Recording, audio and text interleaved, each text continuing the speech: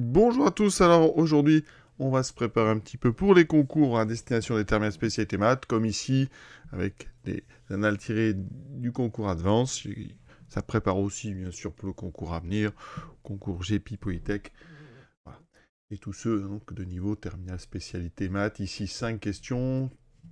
On commence tout de suite avec une primitive très très connue, la primitive de la fonction kx associée à ln de x sur r plus étoile. Alors, là, il y a ceux qui connaissent, et puis ceux qui vont devoir retrouver à chaque fois. Bon, il faut de toute façon dériver les 5 qu'on vous propose, et vérifier si on retombe ou pas sur la fonction logarithme. Donc ici, quand on dérive, alors exponentielle évidemment, la dérivée d'exponentielle, c'est exponentielle, donc ici on peut rayer. Quand on dérive, donc ici 1 sur x, ça donne moins 1 sur x2, ça n'est pas L, ln de x, ça donne 1 sur x, ça n'est pas L. 1 sur ln de x, ça va donner quoi? Alors, on va le faire rapidement. Quand vous prenez donc 1 sur ln, c'est du 1 sur u. Dérivée de 1 sur u, c'est moins u' sur u carré. Donc ici, ça fait moins u'. Donc la dérivée de ln, c'est 1 sur x. Sur ln de x au carré, ouais, c'est pas du tout ce qu'on propose. Alors si on le met sous une forme un peu plus simple, ça fait moins 1 sur x ln de x au carré. Donc ça n'est pas du tout ça. Donc on va vérifier. De toute façon, il y en a forcément une de bonne. C'est donc la A. Rapidement, si je prends f de x, donc égal à x ln de x moins x, je dérive. Alors, déjà, c'est une soustraction, donc le moins x va donner un moins 1 à la fin, on n'oubliera pas. Et là, vous avez x ln de x qui est un produit, donc j'utilise la dérivée d'un produit, u'v plus uv', dérivée de, donc x, ça fait 1, fois ln de x, plus la dérivée donc de ln de x fois x, donc x fois 1 sur x. Et x fois 1 sur x, on simplifie. 1 sur r plus étoile, ça fait 1. Il reste ln de x plus 1 moins 1. Il reste bien ln de x. Tout ça sur r plus étoile. Donc c'est bien la réponse A. Question donc 12. Domaine de définition d'une fonction. Alors ici, on a un produit. D'accord? Donc, ça veut dire que f de x existe.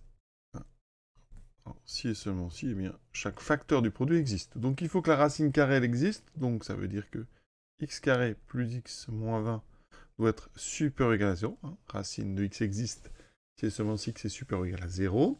Et on doit avoir en même temps, alors soit vous mettez un et, soit on met un système. D'accord? Voilà. Et le logarithme doit exister. Donc un logarithme existe, mais il faut que ce qu'il y a dedans soit strictement positif. C'est une petite différence. Hein. D'accord? Quand on a racine carrée de x, hein, ça existe, hein, si et seulement si, donc x est supérieur ou égal à 0, alors que le ln de x existe, si et seulement si le x est strictement positif. Donc on a deux choses à résoudre. Donc c'est pas si simple que ça, vous voyez. Donc ici, ce sont deux équations du second degré. Alors, il y en a une qu'on peut résoudre très rapidement, c'est la deuxième, parce que si on met, donc ça fait 1 super strictement x carré, donc x carré est plus petit que 1, donc ça on saura résoudre. Pour la deuxième, il va falloir aller chercher les racines du trinôme. Alors, on commence à voir par x carré plus petit que 1, alors ça a plein de façons de résoudre, hein. Vous pouvez mettre tout à gauche, trouver les racines, etc. Sinon, bon, x carré, vous connaissez, hein. Si je fais ça graphiquement, donc ça c'est la courbe, hein. Donc du carré, je veux que ça soit plus petit que 1, donc ici, je trace à droite l'équation y1, je prends tout ce qui est strictement dessous, donc ça me donne un intervalle ouvert qui va ici de moins 1 jusqu'à 1, d'accord? Donc je suis entre moins 1 et 1. Donc déjà ici, pour ma deuxième, on doit avoir donc x entre moins 1 et 1. Ensuite, je m'attaque à x carré plus x moins 20. Alors les racines, comme ça dans les concours, vous pouvez essayer de chercher des racines évidentes. Alors il faut chercher dans les diviseurs de 20 si j'essaye. Donc par exemple 4, 4 au carré 16 et 4, 20. Donc déjà on a 4, 4 est solution. Donc deux racines. La première, donc, c'est 4. Et donc moins 20, c'est le produit de deux racines. La deuxième, c'est moins 5. Vous pouvez vérifier. Je remplace x par moins 5, ça fait 25. Moins 5, moins 20, ça fait bien 0.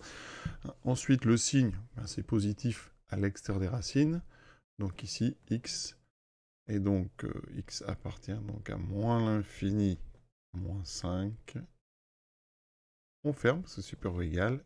Union 4 plus l'infini. Si vous trouvez que ça va vite, ben vous faites un petit tableau, vous faites une courbe, hein.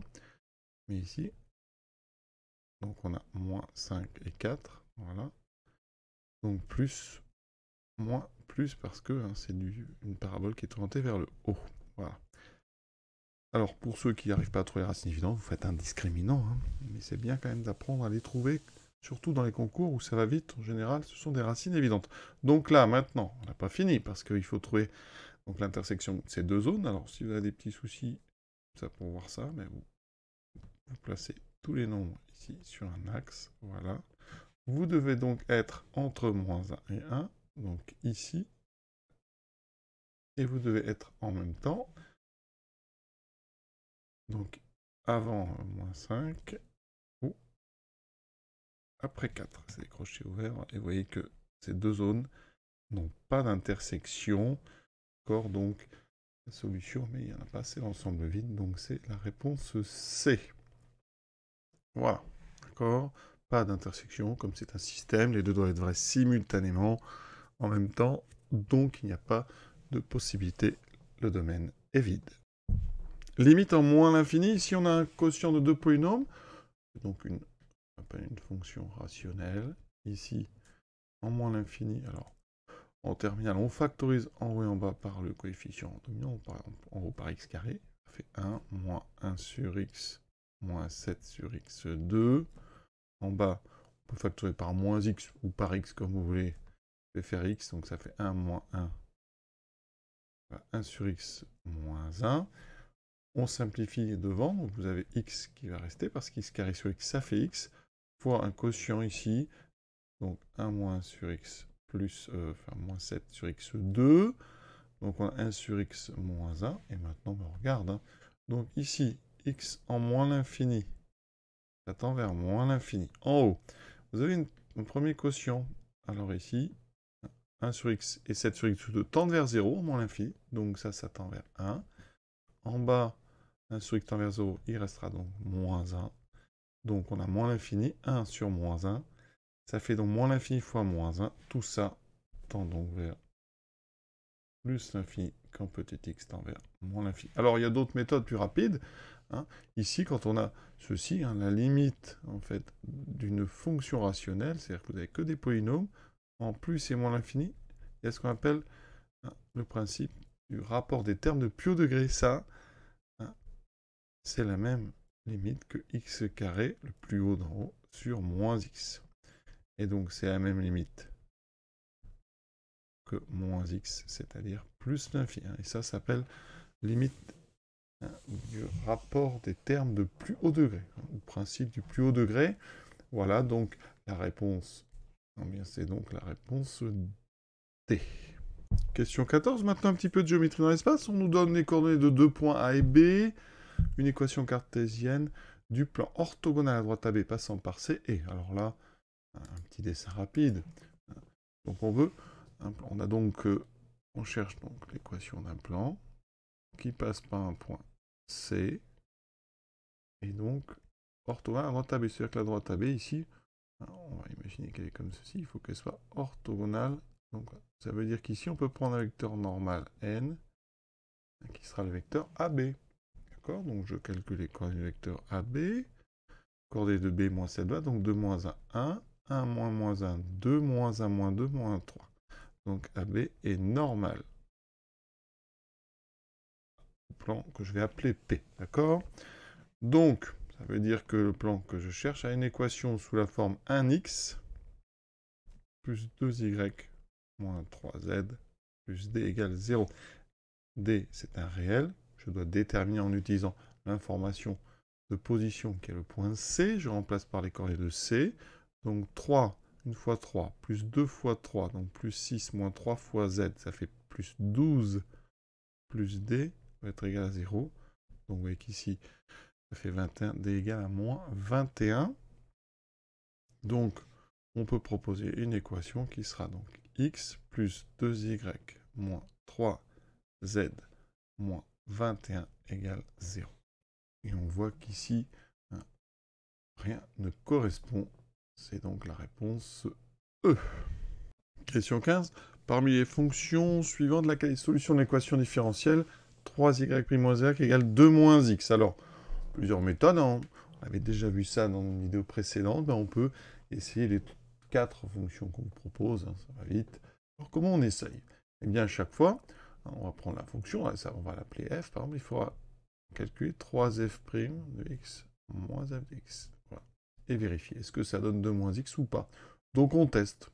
Alors, avec la première, ça donne quoi? Donc, ici, avec la a. Donc, f', il faut que je dérive, en fait. Je dérive exponentielle x moins 3, donc ça fait... exponentielle x sur 3, pardon, ça fait ça. Donc, c'est exponentielle de 1 tiers de x. Donc, quand je dérive, eh bien, j'ai un tiers qui va sortir.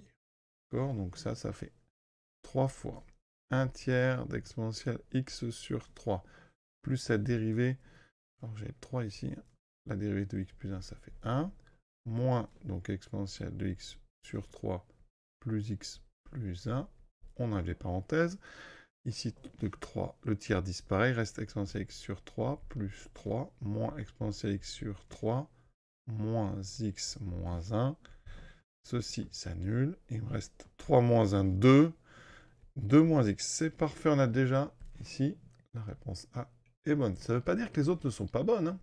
Donc, on essaye. Alors, le B, 2 moins x. Alors, 2 moins x, donc la dérivée, ça fait moins 1, ça fera 3 fois moins 1, moins 2 moins x.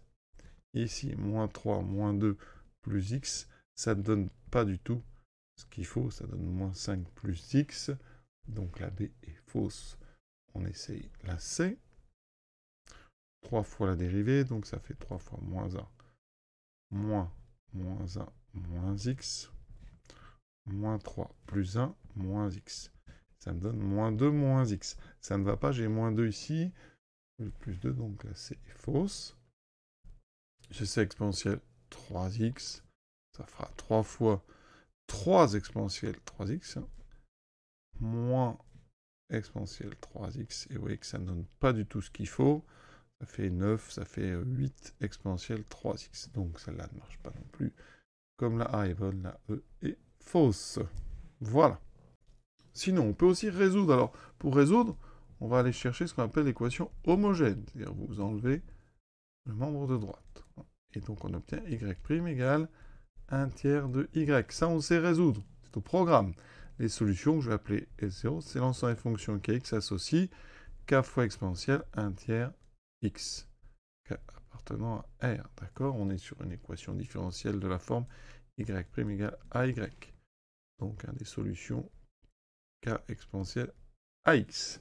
Ensuite, il faut chercher une solution qu'on appelle particulière. Ça, c'est pas facile en terminale, hein, d'accord? On en fait en fin d'année. Donc, pour trouver une solution particulière, on va essayer une solution sous la forme, donc, on va essayer du y égale ax plus b. D'accord? Donc y' c'est a. Je remplace, ça me fera 3a moins ax plus b qui doit être égal à 2 moins x. Vous voyez? Donc, alors, ici, on a moins ax plus 3a moins b qui doit être égal à moins x plus 2. On a ici des polynômes du premier degré, enfin des polynômes des deux côtés.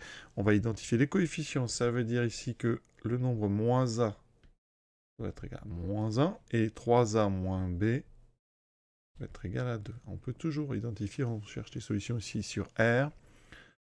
D'accord? Donc ça veut dire que a égale à 1, et donc ça veut dire que 3, alors je mets donc moins b doit être égal à 2 moins 3a, donc 2 moins 3, b égale moins 1, moins b égale moins 1, donc b égale 1. D'accord? Donc ici, a égale 1, b égale 1. Donc, pour avoir les solutions de l'équation, hein, eh bien, il suffit d'ajouter aux solutions de l'équation homogène, donc k 1 tiers de x, il suffit d'ajouter une solution particulière, donc ici, plus x plus 1, puisqu'on a trouvé a égale 1, b égale 1. Et k appartenant à R. Vous voyez qu'ici, ça, bien c'est bien, hein, on a bien la solution A qui marche en prenant la valeur de k égale à 1. Donc, voilà. Et pour ceux que ça intéresse, voici 5 autres questions qu'on fera ultérieurement. À très bientôt.